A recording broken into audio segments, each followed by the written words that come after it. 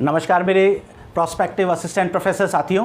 देखिए आज आपका जो है असिस्टेंट प्रोफेसर का पेपर हो गया और मैं आपके सामने ये जो पेपर है इसके आंसर्स लेके आया हूँ।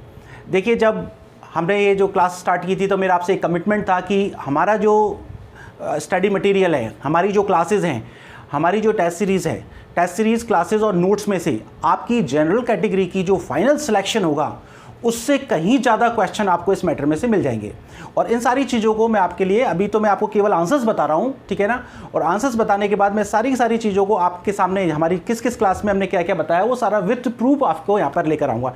देखिए एक्चुअली प्रूफ्स की ज़रूरत नहीं होनी चाहिए, ठीक है ना, लेकिन क्या है कि आज का टाइम ऐसा है कि टीचर को बार बार में अपने आप को प्रूव करना होता है, हर पल प्रूव करना होता है ना। टीचर जो यदि आप पढ़ा रहे हो तो आपको बार बार में ये प्रूव करना पड़ेगा कि आपने जो पढ़ाया उसमें से कितना मैटर आया, क्योंकि स्टूडेंट्स ये मांग करते हैं। हालांकि देखो टीचिंग जो है उसका पर्पज़ ये होता है कि स्टूडेंट्स जो है उन चीज़ों को कितनी सिंप्लीफाइड तरीके से समझ सके।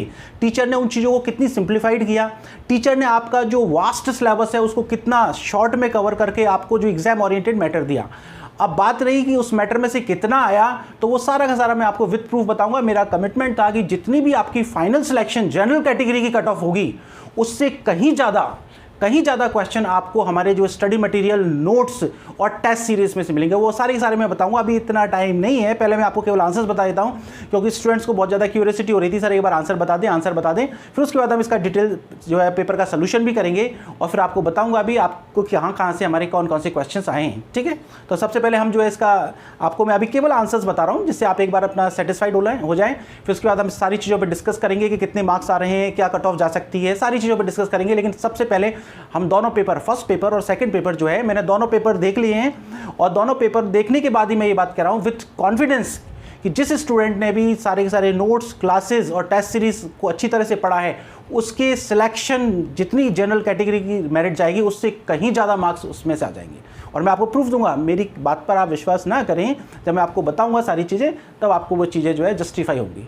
देखिए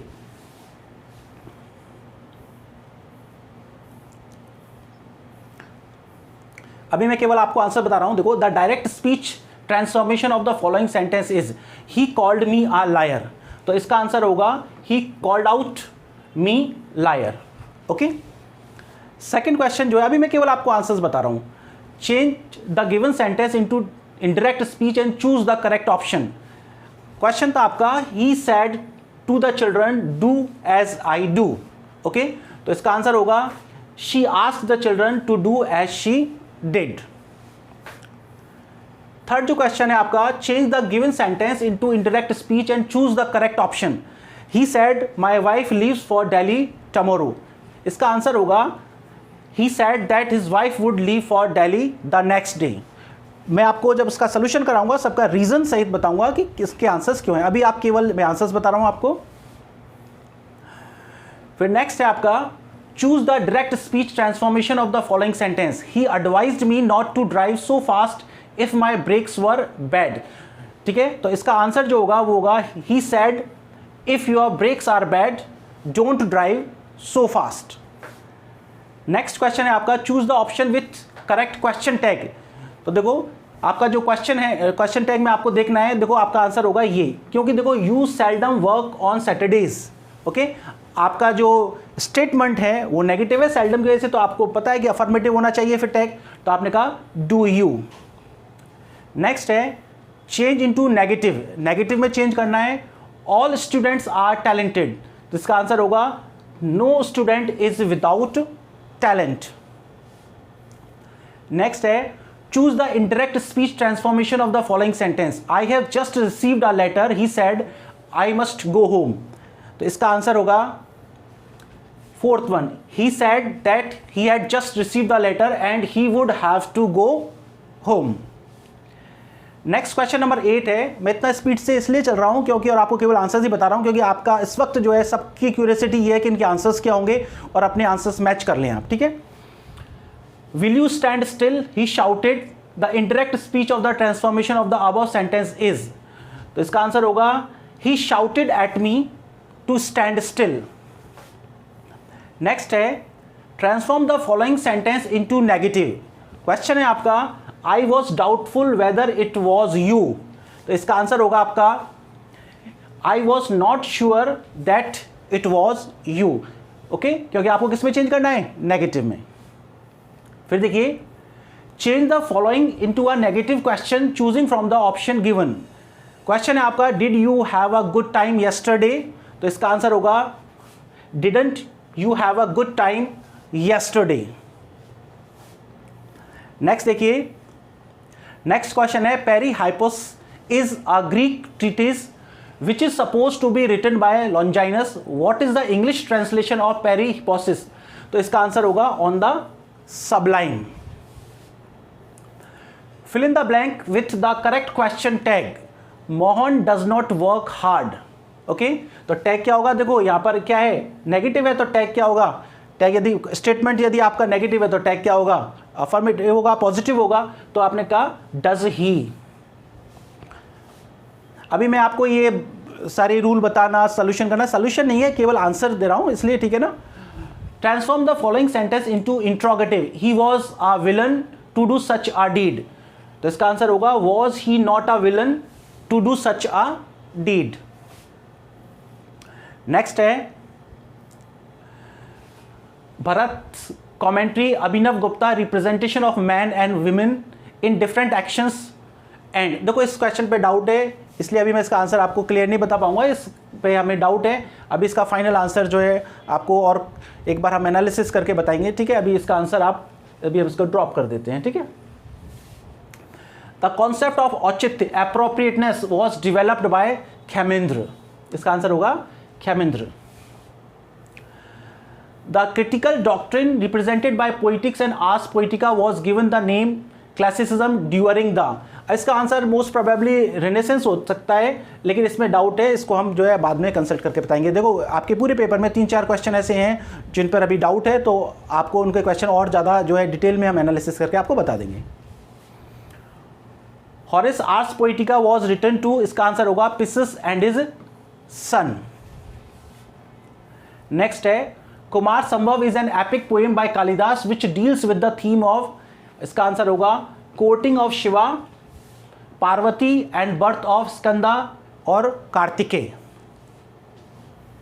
नेक्स्ट है the credit of Elizabethan poets being introduced to the novelty of the Italianate discipline of 14 line sonnet to ottava rima and टेट्सा Reema goes to, इसका आंसर होगा वाइट एंड सरी। नेक्स्ट है Who among the following was not one of those called university, अब ये गलती से Coetzee आ गया है, ये एक्चुअली विट्स है, पेपर में मिसप्रिंट हो सकता है, ठीक है। और इसका आंसर होगा विलियम शेक्सपियर, क्योंकि विलियम शेक्सपियर तो इसके अगेंस्ट था यूनिवर्सिटी विट्स के। Which was the following poem is not by self acclaimed poet laureate John Skelton, इसका आंसर होगा कन्फेसियो अमेंटिस, हालांकि ये सिलेबस में नहीं था, ठीक है ना, सिलेबस से आउट क्वेश्चन आया है। Pierce Penniless, his supplication to the devil, a prose satire by Thomas Nash, revolves around the theme of, इसका आंसर होगा 7 deadly sins। नेक्स्ट है Confessio Amantis was written by, इसका आंसर होगा John Gower. Next है Pierce Gavestone is a character from the play, और इसका answer होगा Edward the second. Next है And Pan did after Syrinx speak not as a nymph but for a reed, who is Pan in Greek mythology in the above extract from Andrew Marvell's poem, इसका answer होगा a nymph। देखो Andrew Marvel की जो poem है garden वो और coy mistress हमने class में जो है डिटेल में इसको डिस्कस किया था। Religio Medici and Hydriotaphia were written by, इसका आंसर होगा सर थॉमस ब्राउन। फिर नेक्स्ट है nature never set for the earth in such rich tapestry as diverse poet have done, say Philip Sidney, what role does he ascribe to the poet। अब देखो यहाँ पर RPSC पे depend करता है कि वो क्या आंसर मानते हैं, इसके दोनों आंसर हो सकते हैं, क्रिएटर ऑफ इमेजिनरीज और इमिटेटर ऑफ नेचर, दोनों हो सकते हैं, बाकी की ज़्यादा ये होना चाहिए, ओके, क्योंकि जो पोइट है वो एग्जैक्ट जो है कॉपी नहीं कर रहा है, बल्कि जो नेचर है उसको और भी ज़्यादा ब्यूटीफुल बना रहा है अपनी इमेजिनेशन के द्वारा। बाकी की आरपीएससी पे डिपेंड करता है कि वो इसमें से किसको सही माने। नेक्स्ट देखो Who among the following is not a cavalier of Caroline poets, तो इसका आंसर है टॉमस लव पीकॉक। नेक्स्ट है, ये फ्रीक्वेंटली आता है, बार बार में हमने कई बार टेस्ट में दिया है, was this the face that launched 1000 ship and burn the topless towers of Ilium. Okay, तो ये है आपका डॉक्टर फॉस्टस में से। Okay, who has written about Milton that he was a true poet and of the devil's party without knowing it। कई बार ये statement आपको जो है क्लास में बताया हुआ है और नोट्स में भी लिखा हुआ है, विलियम ब्लेक। नेक्स्ट है, who said patriotism is not necessarily included in rebellion, a man may hate his king yet not love his country। तो इसका आंसर होगा Samuel Johnson, doctor Samuel Johnson. Next है, who among the following character is portrayed by Richard Steele in the Spectator Club। इसका answer होगा will honeycomb. जो 6 members थे उनके आपको नाम लिखा रखे हैं, उनकी रोल भी बता रखे हैं कि रोजर डी कवर्ली का क्या रोल था, विल हनीकॉम का रोल क्या था, कैप्टन सेंट्री का रोल क्या था, सारे बताए हुए हैं। डिस्कस करेंगे हम जब पेपर सोल्यूशन करेंगे डिटेल में तब। O happy age, O times like those alone by fate reserved for great Augustan throne, in the above line which मोनक is John Dryden praising and in which poem. तो इसका answer होगा आपका Charles the Second in Astraea Redux. Next है, who out of the following is not a new classical critic. इसका answer होगा Thomas Carlyle. Next है, the following lines are from but far from numerous was the head of such who think too little and talk too much. ये line जो है आपकी है Absalom and Achitophel. Next है, who among the following book was written by Edmund Burke. जब मैं आपको French revolution के बारे में बता रहा था तो इस बुक के बारे में मैंने आपको बार बार में बताया है, reflection on the revolution in France. Pity would be no more if we did not make somebody poor, in which of the following poems do the above lines appear. तो ये लाइन्स जो है विलियम ब्लेक की the human abstract में से हैं। Next है, anticipating the romantic emphasis on poetic imagination, which among the following poet writes, to see a world in a grain of sand and a heaven in a wild flower, hold infinity in the palm of your hand and eternity in an hour। तो ये line जो है किसकी है, William Blake की। establishing Dr. Johnson's reputation for posterity, who called Johnson's mind vast amphitheater। तो ये कहा है किसने, जेम्स बॉसवेल ने।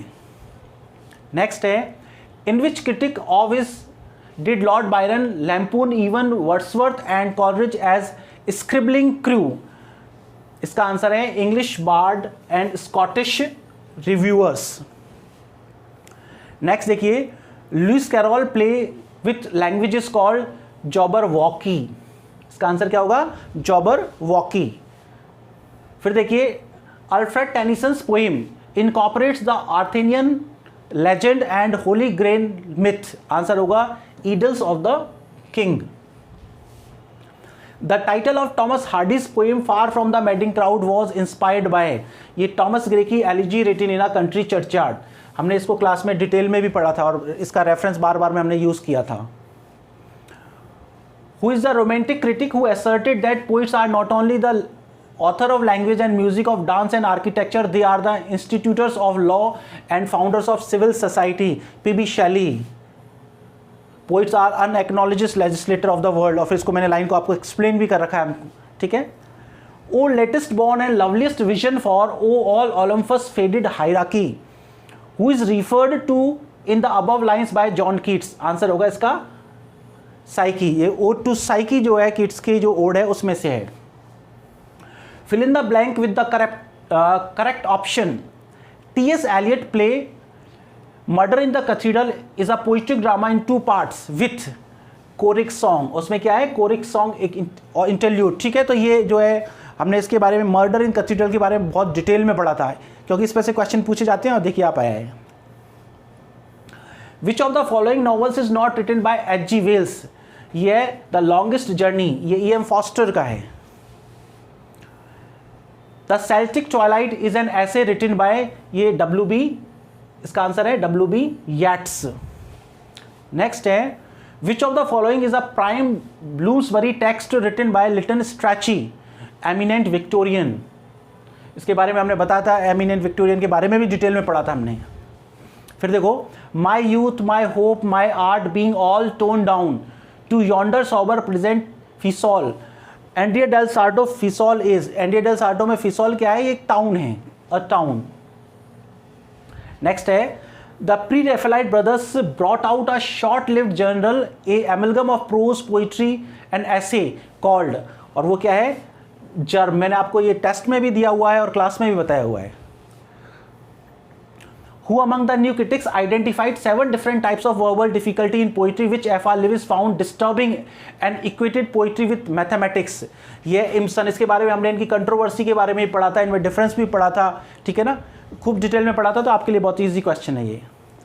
Which of the following book is written by Northrop Frye? इसका आंसर है Fearful symmetry, study of William Blake, और William Blake की पोइम में से ये टाइटल लिया गया है, फियरफुल सिमेट्री। तो which of the following book is written by Northrop Frye, क्या नाम है? Fearful Symmetry. विलियम ब्लेक की पोइम में से ये लाइन ली गई है, हमने पोइम को भी पढ़ा था, उसके बारे में डिटेल डिस्कस किया था। He would give students poem in which the titles and the authors' names have been removed and then use their responses for further development of their close reading skills। मैंने आपको बताया भी था इसके बारे में, ठीक है ना, कि आई रिचर्ड्स ने किस तरीके से अपने स्टूडेंट्स को एक एक शीट दे दिया और फिर वो ये चाहता था कि किसी तरीके से वो हिस्टोरिकल, पॉलिटिकल और राइटर के बैकग्राउंड से इन्फ्लुएंस्ड ना होकर कंसंट्रेशन टेक्स्ट पे रखें, है ना। तो आई Richards. We too had many pretty toys when young, a law indifferent to blame or praise, to bribe and threat, habits that made old wrong melt down as it were wax in the sun's ray, in which poem written by W.B. Yeats do the above lines? ठीक है, तो इसका answer है 1919।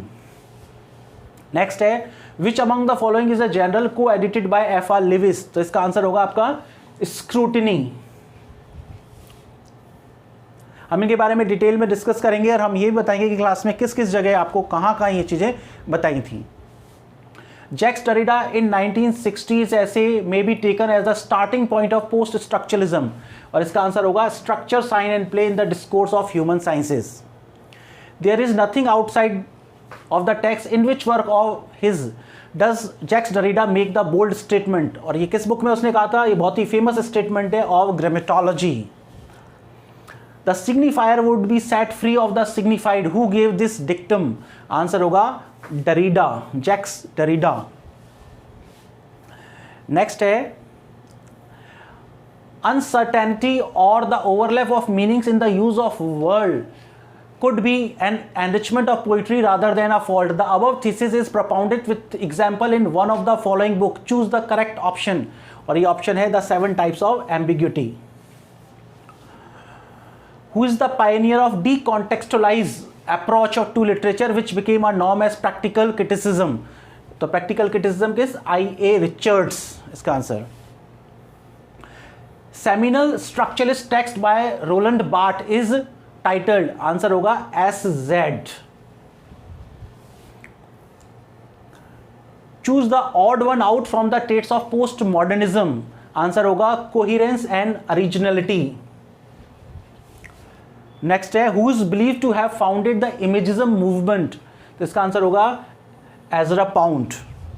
हमने imagism के बारे में पढ़ा था, खूब डिटेल में बात की थी, कौन कौन आए, वो सारी डिस्कस हम बाद में करेंगे, अभी क्योंकि स्टूडेंट्स की डिमांड है कि सर हम एक बार आंसर बता दो, है ना।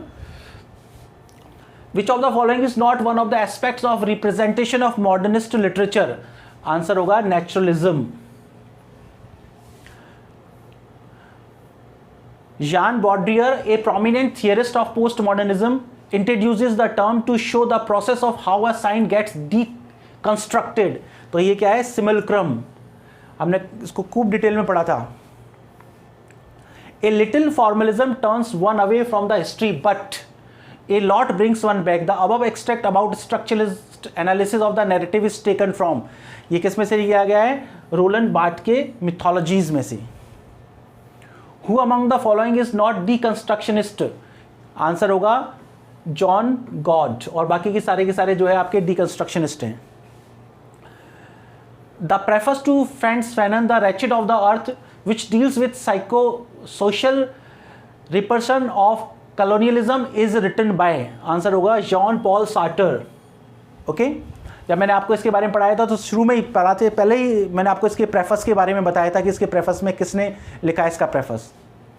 फिर देखिए, orientalism is a style of thought based upon a ontological and epistemological distinction made between the Orient and the oxidant, who has defined orientalism in the above words, तो आपको ओरिएंटलिज्म से समझ में आ ही जाता है, Edward sad. Which one of the following books was not elemental in the emergence of post colonial criticism, तो इसका answer होगा अगेंस्ट इंटरप्रिटेशन, और सारी की सारी आपको पता ही है, सारी की सारी पोस्ट कॉलोनियलिज्म से रिलेटेड हैं। Two distinctive features that characterize post structuralism are, answer होगा इसका pastiche and parody. Which of the following statement about post modernism is correct for all its emphasis on difference post modern theory has ignored, तो देखिए इसका answer जो है थोड़ा सा doubt है, ठीक है। मोस्ट प्रोबेबली अभी इसका कंफर्म नहीं मैं बता नहीं सकता आपको, इसका जो है मोस्ट प्रोबेबली आंसर जो है the work of psycho analytic writers and intellectual, लेकिन अभी इसके बारे में श्योर नहीं है। जो भी 3-4 क्वेश्चन जिनके बारे में हम श्योर नहीं है वो आपको एक बार और थोड़ा टाइम लेके एनालिसिस करके चेक करके, क्योंकि इतना टाइम था नहीं चेक करने के लिए बहुत ज़्यादा, ठीक है ना, क्योंकि स्टूडेंट्स के फ्रीक्वेंटली फ़ोन आ रहे थे सर आंसर्स, तो मैंने आपको इसमें मैं श्योर नहीं हूँ, ठीक है ना, हम एक बार चेक करके आपको कंफर्म बता देंगे। Who among the following is not a diaspora critic, ये है टॉरल मॉई। नेक्स्ट है arrange the following feminist text chronologically, तो देखिए इसमें आपको आंसर है CBDA। सबसे पहले कौन सा था आपको पता ही है, मैरी वॉलस्टोनक्राफ्ट, फिर उसके बाद जॉन स्टुअर्ट मिल का सब्जुकेशन ऑफ द वीमेन, उसके बाद आपका सिमन डी बीवा का सेकंड सेक्स, और फिर उसके बाद एलन शोवल्टर का लिटरेचर ऑफ देयर ओन। सारे बहुत ही पॉपुलर वर्क हैं जो आपको ज़्यादा दिक्कत भी नहीं आनी चाहिए। मैच द फॉलोइंग की post colonial text with their authors, देखो इसमें बिल्कुल ऐसे दिए हैं, बहुत ईजी मैच द फॉलोइंग में, और आपको यदि 1-2 भी आते हैं तो आप आराम से कर सकते हो, जबकि इसमें सारे ही बहुत ईजी दिए हैं। पहला है Wretched of the Earth, Orientalism जो है एडवर्ड सैड का है, Wretched of the Earth Frantz Fanon का है। इसके बाद लोकेशन ऑफ कल्चर आपका होमी बाबा का है, return to my native land आपका एमी सिसियर का है, ठीक है। तो इसका आंसर आपका जो हो जाएगा क्या हो जाएगा, 4th DCBA। नेक्स्ट है who has written Naipaul, India and Mine in response to Naipaul's an area of darkness, जब मैंने एरिया ऑफ डार्कनेस के बारे में बताया था उसी वक्त आपको ये चीज़ बताई थी, ठीक है। तो निज़म इज़ेकियल, और निज़म इज़ेकियल पढ़ाया था तब भी बताया था ये चीज़। Who propounded the idea of eco-feminism, जब हमने eco-feminism की बात की थी तो सबसे पहले मैंने ये बात की थी, ठीक है ना, फ्रांसवा डी बॉर्न। नेक्स्ट है in which our book did Kate Millett portray the torment she suffered as a result of her views in general and our disclosure that she was lesbian in particular, तो ये किस में है, Sexual Politics में। Next है Elaine Showalter divide women's writing into 3 phases, feminine phase, feminist phase and इसका answer होगा female phase, ठीक है। Who coined the term women's writing इरिक्चर feminism and where, तो इसका आंसर होगा हेलन सीजो the laugh of Medusa. Which of the landmark victories of second wave feminist does not include in the following option, इसका answer होगा women's right to vote. Next है Lacan considered the human psyche to be framed within 3 orders, the imaginary, next and the real, तो इसका answer होगा imaginary, the symbolic and the real. According to Jacques लका विच one is not one of the fundamental principles of psycho analysis, तो इसका answer होगा the drive. Next है which Shakespearean character does Freud use to develop his theory in interpretation of dream, तो ये आपको पता ही है, इसका आंसर होगा हैमलेट। फिर नेक्स्ट है match the author's with the concept they propose in critical theory, तो देखो सारे के सारे कॉन्सेप्ट बहुत इजी है, तो मैच करने में कोई दिक्कत ही नहीं है।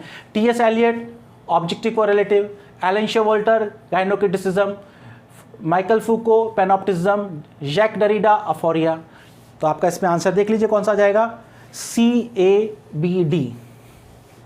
ओके, नेक्स्ट देखिए who is the founder of theory of multiple intelligences, तो इसका आंसर होगा Howard Gardner. New historicist do not, अब देखो इसका आंसर है make use of Derrida's notion that every facet of reality is textualized. Next देखिए who defines new historicism as the textuality of history and the historicity of text, ये बहुत ही famous statement है, बार बार मैं आपको इसके बारे में बताया था, लूस मॉन्ट्रोज, ये बहुत इजी क्वेश्चंस में शामिल है। Nothing means naturally eternally or universally, rather meaning emerge from the languages, beliefs, practices, institutions and desire of particular historically located cultures. The above text impart the basic idea of, क्या होगा इसका answer, historicism. Which one of the following is not a Freudian concept? इसका answer होगा mirror stage. Next है, one major difference between old and new historicism is, देखो new historicism और old historicism में जो मेन डिफरेंस है वो किस चीज को लेकर है, वो है giving equal weightage to the literary and non literary material. इसी चीज में डिफरेंस है कि भाई जो है न्यू हिस्टोरिसिज्म वाले तो कहते हैं इक्वल वेटेज की बात करते हैं, जबकि ओल्ड हिस्टोरिसिज्म वाले इक्वल वेटेज की बात नहीं करते. तो ये डिफरेंस है इनमें, giving equal weightage to literary and non literary material. फिर ये आपका एक पैसेज आया है, ठीक है ना, एमिली डिकिंसन की पोइम है और हम इसको बिना पढ़े हुए, ठीक है, आपको आंसर्स बता देता हूँ क्योंकि पढ़ेंगे तो फिर आपको टाइम लगेगा. जब हम पेपर सॉल्यूशन करेंगे, जब इसके डिटेल में इसको समझाऊंगा. देखिए,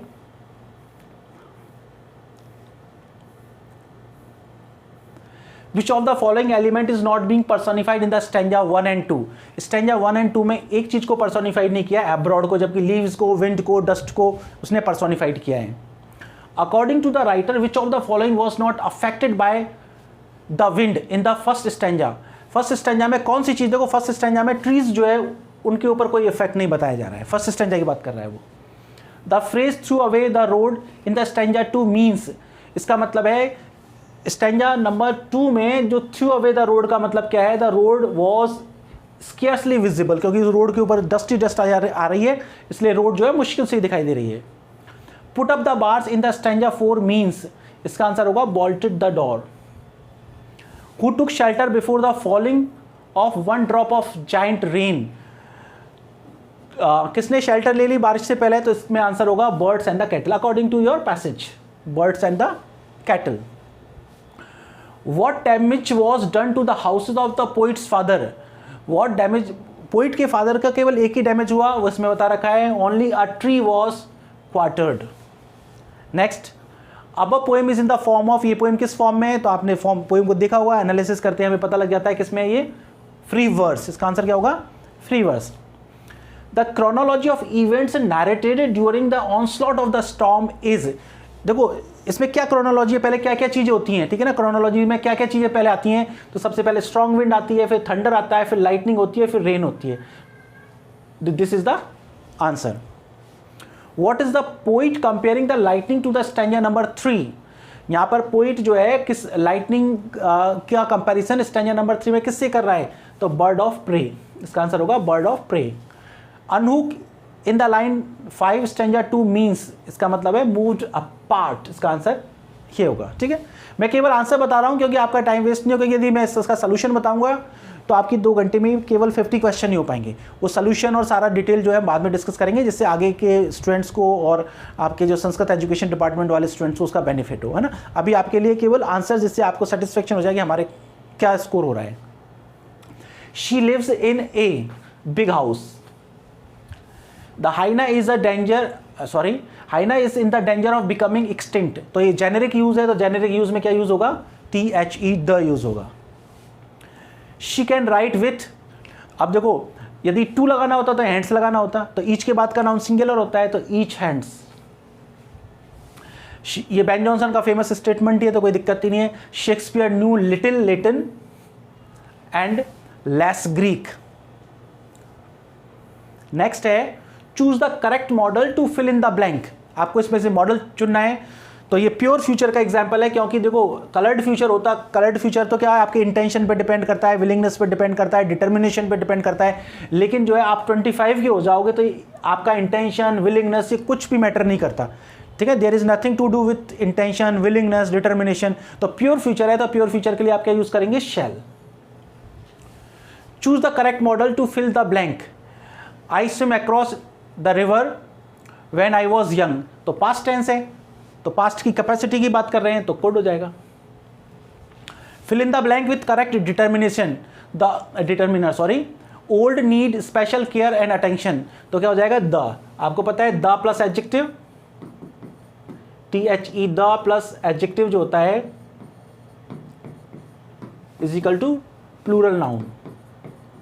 प्लूरल नाउन हो जाता है। इसका मतलब क्या हो गया, ओल्ड पीपल। फिर है choose the correct determination, choose the correct determiners to fill the blank of my friends offer to help me in the hour of need. इसका आंसर हो जाएगा नन।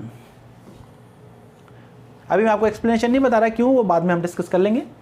आई थिंक, ठीक है ना, you have told her you were sorry, तो इसका answer हो जाएगा शुड, क्योंकि आपका देख रहे हैं आप यहाँ पे टेंस कैसा है, पास्ट। तो I think you should have told her, मैं सोचता हूँ कि तुम्हें बता देना चाहिए था। Fill in the blank with the correct modal, come this way, फिर ब्लैंक यू। देखो यहाँ पर आपका क्या है, इंपेरेटिव सेंटेंस है। इंपेरेटिव का टैग जो है या तो विल होता है, विल यू होता है, या वॉन्ट यू होता है, तो विल, तो आ जाएगा will you. Choose the correct option which is closest to the meaning of the following phrase. Fall out, fall out का मतलब होता है या तो आपका फॉल आउट का मतलब होता है झगड़ना, या फिर फॉल आउट का मतलब होता है डिसएग्री विद समवन, आप किसी से डिसएग्री हो रहे हैं, क्वारल कर रहे हैं, तो उसका मतलब होता है फॉल आउट। नेक्स्ट है choose the correct option to find out the closest meaning of the phrase come by. तो इसके दोनों ही आंसर हो सकते हैं। कम बाय का मतलब to manage to get something भी होता है, आप किसी चीज़ को प्राप्त करें उसके लिए भी कम बाय यूज़ होता है, और विजिट के लिए भी यूज़ होता है। तो दोनों ही आंसर इसके सही है, क्योंकि कम बाय जो फ्रेजल वर्ब है उसका मतलब दो होते हैं। एक तो उसका मतलब होता है मैनेज टू गेट समथिंग, आप किसी चीज़ को प्राप्त कर लें, वो है ऑब्टेन समथिंग। और कम बाय का मतलब विजिट भी होता है। तो इसके दोनों ही आंसर सही हो सकते हैं, ठीक है।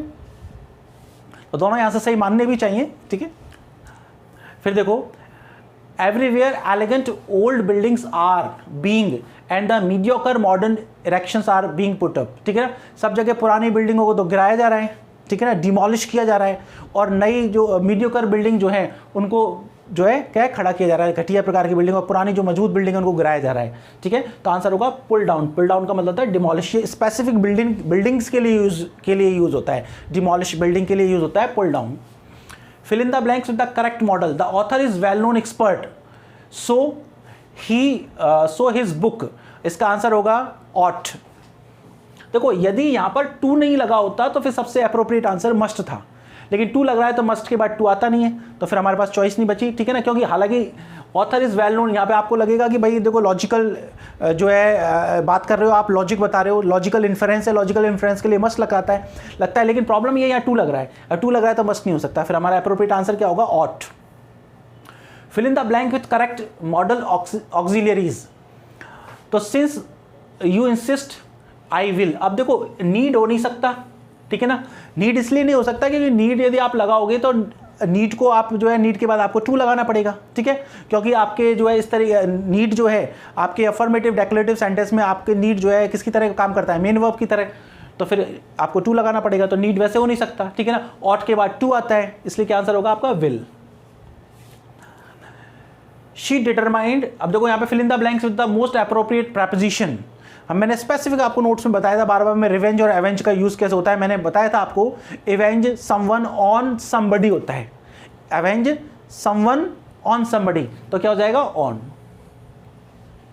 He called because he needed. देखो यहां पर क्या है, पास्ट टेंस है, इसलिए आपको क्या लगाना पड़ेगा, नीडेड, क्योंकि एक बार पास्ट टेंस आ जाएगा तो फिर आपको सेंटेंस में पास्ट ही यूज कर सकते हैं। Fill in the blanks with correct sequence of tense. देखो she to see you since 2 o'clock। देखो हमने बात की थी लाई है, नॉक है, वेट है, ठीक है। लाई, नॉक, वेट, इनके साथ क्या परफेक्ट कंटिन्यूअस टेंस का यूज होता है, ठीक है। तो क्या हो गया, हैव बीन वेटिंग। फिर देखो ये मैंने आपको बहुत डिटेल में बात बताई थी जब हम टेंस पढ़ रहे थे, तो मैंने आपको कहा था कि किस तरीके से जो है एक्सक्लेमेटरी सेंटेंस जो है प्रेजेंट सिंपल टेंस में भी देयर और हियर का यूज करके बनाए जा सकते हैं। तो देखो देयर शी गोज, ठीक है। और यदि आप इसको एक्सक्लेमेटरी से डेक्लेरेटिव बनाओगे तो आप फिर इसका लिखोगे शी इज गोइंग। यदि ये आपका डेक्लेरेटिव सेंटेंस बनाना है आपको तो इसका डेक्लेरेटिव कैसे बनाओगे, she is going. Exclamatory sentence present simple tense में हियर और देयर से शुरुआत करके आप बना सकते हो, ठीक है। फिर देखो fill in the blanks with the correct tense form. I wonder what he will be doing this time tomorrow. ये दिस टाइम टुमारो से आपको पता लगा कि कौन से टेंस का यूज करना है। There is a Krishna temple 2 kilometers off my house within मतलब इस दायरे में 2 किलोमीटर के दायरे में कृष्णा टेम्पल है। When we reached the woods, we camped a lake, तो लेक के पास, तो beside, ओके, क्योंकि besides का मतलब in addition होता है, ठीक है ना। Choose the correct option to find out the correct meaning of the given idiom. आपके idiom है scrap the barrel, इसका मतलब होता है to use one's last and weakest resources. आपके पास जो भी लास्ट में जो रिसोर्सेज बचे हैं उसका उपयोग करना, उसके बोलते हैं scrap the barrel. Choose the correct option to find out the correct meaning of the given idiom. White elephant आप बहुत कॉमनली इसको यूज करते हो, वही चीज बहुत कॉस्टली होती है, ठीक है ना, तो very costly and useless. Next है from the given option choose the most appropriate meaning of the idiomatic expression stop short of. Stop short of इसका मतलब होता है unwilling to go to the beyond, unwilling to go beyond a certain limit, ठीक है ना, आप जो है किसी लिमिट से ज़्यादा आगे तक नहीं जाना चाहते, ठीक है। दिस टाइम यस्टरडे, देखो अब दिस टाइम यस्टरडे से आपको पता लग गया कि पास्ट टेंस का यूज़ होगा, बाकी के सब तो इतने आप देख लो इस तरीके से यूज़ हो नहीं सकते, ठीक है ना। तो आपने कहा वॉज, इसका आंसर क्या होगा, वॉज रनिंग। फिर नेक्स्ट है fill in the blank with the correct tense form we, ठीक है ना, हैव बीन हैविंग। देखो इसमें तो कहीं आपको दिक्कत ही नहीं है, सारे ऑप्शन ही ऐसे हैं कि कोई कुछ भी नहीं पड़ा हुआ वो भी इसको सबको एलिमिनेट कर देगा। मे हैव हैडेड कुछ होता नहीं है, कुड बी हैव कुछ होता नहीं है, हैड बीन हैव्ड कुछ होता नहीं है, ठीक है ना, तो बहुत ही क्लियर चॉइस है ना, हैव बीन हैविंग।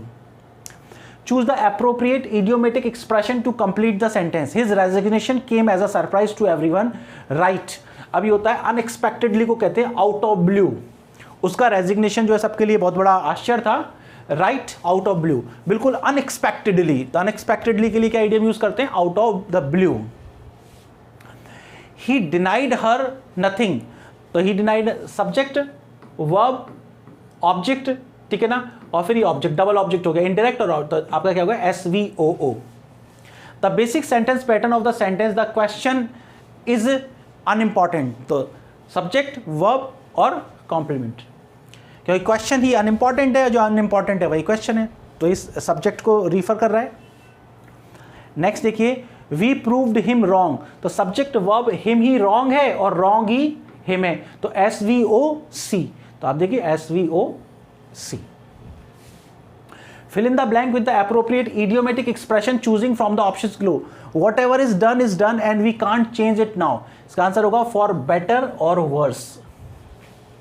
नेक्स्ट देखिए choose the correct option to find out the correct meaning of the given idiom, turn the tide, इसका आंसर होगा to reverse the general course of events.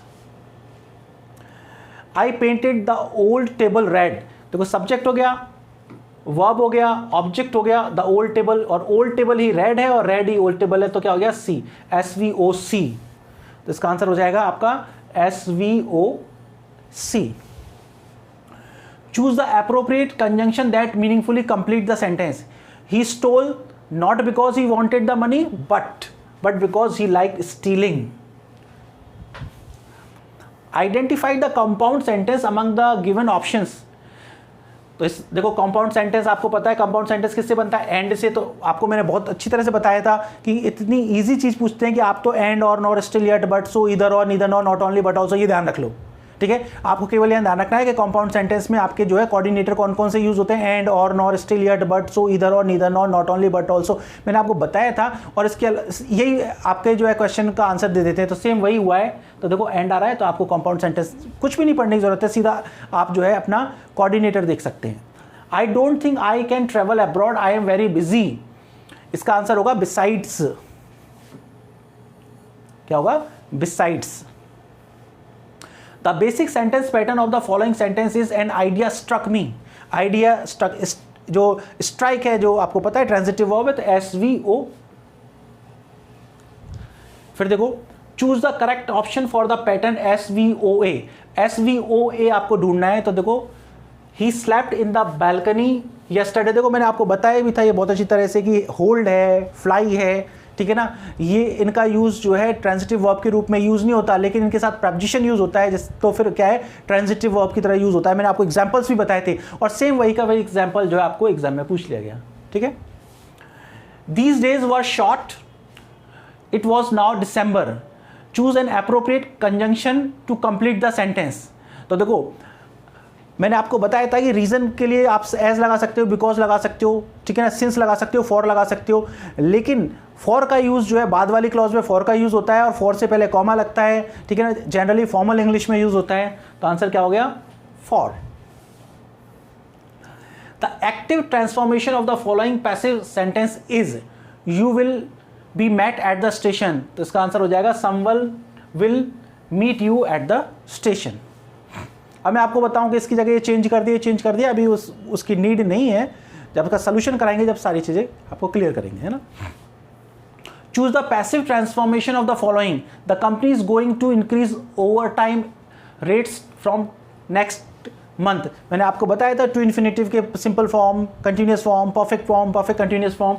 तो simple form है तो to be plus V third, जहां पे भी to be plus V third मिल जाए, क्लियर ऐसे ही मैंने बताया था, आप ऐसे ढूंढ लें तो आपको देख लिए to be plus be third कहां पर है, केवल यहां पर है, to be plus be third. तो आंसर क्या हो जाएगा? ये। फिर देखिए, combine the following sentence into a complex sentence, choose the correct option. इस तरीके के सेंटेंस मैंने आपको पता नहीं कितने सारे कराए। He is guilty, I know this. तो आपको पता है कि कॉम्प्लेक्स सेंटेंस बनाने के लिए तो दैट क्लॉज का यूज करते हो, मतलब तो आप नाउन क्लॉज का यूज करते हो, या रिलेटिव क्लॉज का यूज करते हो, या एडवर्बियल क्लॉज का यूज करते हो। तो यहाँ पे किसका यूज हो रहा है? यहाँ पे नाउन क्लॉज का यूज हो रहा है। I know that she is guilty. Choose the appropriate conjunction to meaningfully complete the sentence. Some people waste food. देखो आपको मैंने कॉन्ट्रास्ट के लिए बताया था वाइल, ठीक है ना, वाइल या वेयर एज। तो यहाँ पे क्या यूज होगा? While. Some people waste food, कुछ लोग फूड वेस्ट करते हैं, वाइल अदर्स हैवंट इनफ, जबकि दूसरों के पास खाने के लिए पर्याप्ति नहीं है। नेक्स्ट है change the given sentence into passive voice and choose the correct option. देखो ये मैंने आपको बताया था बहुत अच्छी तरह से, kindly grant me a week's leave. तो मैंने आपको ये भी बताया था कि जो काइंडली का यूज जो है, आप पहली बात तो इसमें मे बी का यूज करते हो, और मेन फोकस ये बताया था कि काइंडली को आप मे और बी के बीच में लिखेंगे, है ना। तो इसका आंसर होगा I may kindly be granted a week. और यही क्या, ये सेम टू सेम यही एग्जाम्पल मैंने आपको दिया था।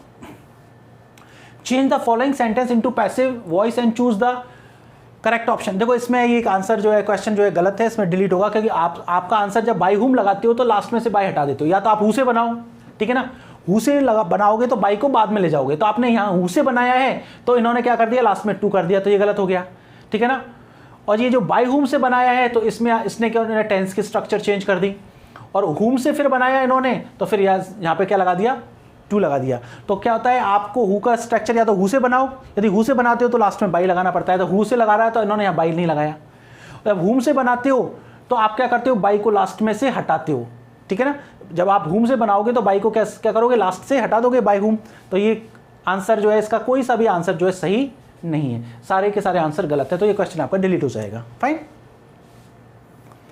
नेक्स्ट है change the given sentence into passive and choose the correct option. People believe that dreams come true. इस तरीके के हमने बहुत सारे सेंटेंस पढ़े थे, मैंने आपको बताया था। ऐसे सेंटेंस जो है इनका दो तरीके से पैसिव बना सकते हैं, यदि से हो, बिलीव हो, थिंक हो, कंसीडर हो, इस तरीके की वर्ब हो, पीपल से, people think, people believe, people consider, ठीक है।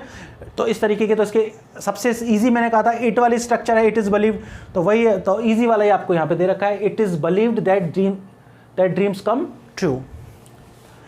The passive transformation of the following sentence, they let go. ये भी हमने बात की थी कि कुछ वर्ब्स ऐसी होती हैं, ठीक है ना, जिनको कि आप एक्टिव में तो आप बेयर इन्फिनेटिव होता है, लेकिन पैसिव में जो है टू इन्फिनेटिव लगाते हैं, लेकिन लेट ऐसा है जो पैसिव में भी टू नहीं लेता है ना। ये बात की हमने डिस्कस किया था। तो वी वर लेट गो, तो इसका ये आंसर हुआ, ठीक है। मैंने आपको बहुत ही स्पीड में, केवल मेरा पर्पज़ ये था कि आपको 150 क्वेश्चंस के आंसर, जो दो तीन क्वेश्चन जो है, जो अभी हमारे को डाउट है उनमें, उनके मैं आंसर नहीं बताए हैं। एक बार हम और जो है उसको ढंग से कंसल्ट करके उनके भी आंसर आपको बता दी जाएंगे। इसके बाद सेकंड पेपर का सोल्यूशन होगा, उसके बाद आपको दोनों पेपरों का जो है बिल्कुल डिसेक्शन करके बताया जाएगा, क्लियर एनालिसिस करके बताया जाएगा कि भाई कितने क्वेश्चन आपके सही होने चाहिए, कितनी आपकी कट ऑफ की पॉसिबिलिटी है, स्टूडेंट्स के किस तरीके के मार्क्स आ रहे हैं। और आप भी व्हाट्सएप पे अपने अपने मार्क्स मेरे को बता सकते हैं इसकी कैसा। देखो इसकी जो मैंने आपको बताई, इसमें आप 98% इसके आंसर सही माने। देखो 150 में से 2-3 क्वेश्चन हो सकते हैं कि भाई ह्यूमन एरर है, कहीं भी गलती हो सकती है, हमारा भी इंटरप्रिटेशन गलत हो सकता है, बाकी की आप ही मान के चलिए 98% तक आंसर जो है इसमें आपको सही है। फाइन। बाकी की जो नेक्स्ट क्लासेस में जो है मैं आपको सेकंड पेपर का भी सोल्यूशन आज अभी आपका कर दूंगा, उसके भी आंसर बता दूंगा। फिर उसके बाद हम जो है सारे के सारे जो क्वेश्चन हैं, क्योंकि उनमें बड़ी क्लासेस होंगी, जैसे मैंने 50 क्वेश्चन को भी आपको समझाऊंगा, उनके सोल्यूशन कराऊंगा कंप्लीट चारों चॉइसेस के हिसाब से, तो उसमें 50 क्वेश्चन जो है उसमें भी 2 घंटे का टाइम लगेगा, है ना। तो फिर उसके बाद हम जो है पर डे के हिसाब से जो है पूरे के पूरे 300 क्वेश्चन को सॉल्व करेंगे और आपको ये बताया जाएगा कि भाई ये देखो आपकी क्लास में से ये चीज़ पढ़ाई थी और देखो ये यहाँ पर आई है, जिससे आपको, क्योंकि ये ज़रूरत आज के टाइम की डिमांड है ये। ओके, इसके बाद हम सेकंड पेपर का सोल्यूशन डालेंगे। Thank you.